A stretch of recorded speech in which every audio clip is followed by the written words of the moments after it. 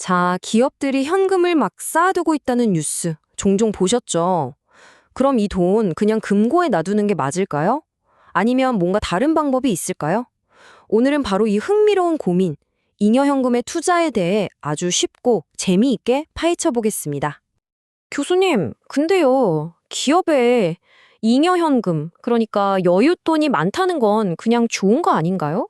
굳이 그걸 뭘 해야 하나요? 그냥 은행에 잘 넣어두면 되는 거 아니에요? 네, 아주 좋은 질문이에요. 맞아요. 현금이 많다는 건 당연히 좋은 일이죠. 하지만 그 돈이 금고 안에서 말 그대로 잠만 자게 두는 건?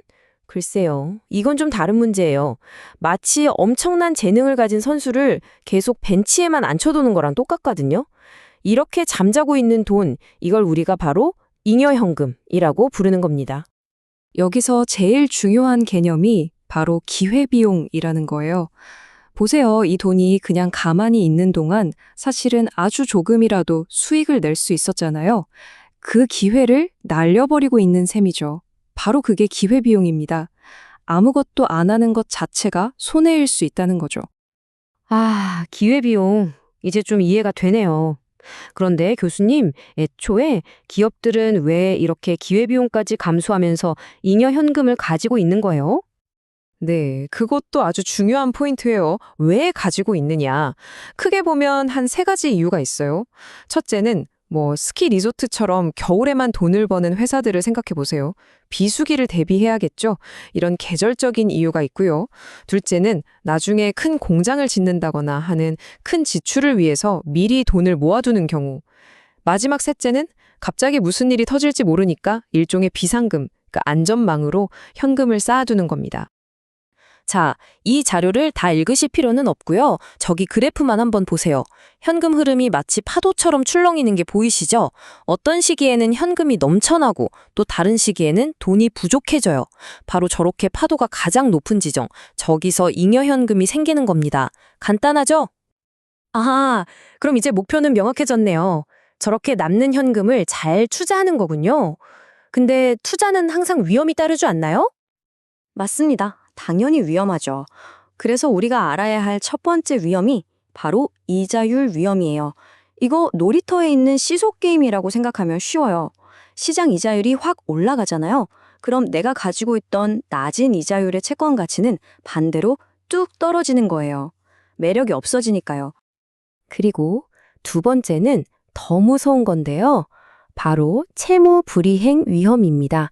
이건 뭐냐면 내가 빌려준 돈을 아예 떼일 수도 있는 가능성을 말하는 거예요. 잉여현금을 투자할 때는 이 위험만큼은 정말 무조건 피해야 합니다. 가장 중요한 원칙이죠. 와, 그럼 이 위험들을 잘 관리하면서 그래도 기회비용은 줄일 수 있는 그런 투자처가 있긴 한가요? 물론 있죠. 그 해답이 바로 단기 금융시장, 영어로는 머니마켓에 있습니다. 이름이 좀 어려워 보이죠? 근데 전혀 그럴 필요 없어요.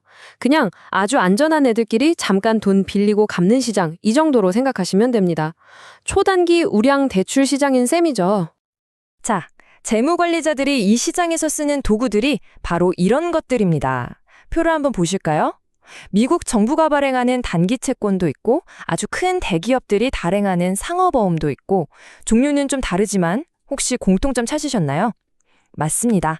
발행하는 주체들이 전부 엄청 튼튼하고 신용 위험이 거의 없거나 매우 낮다는 점이에요.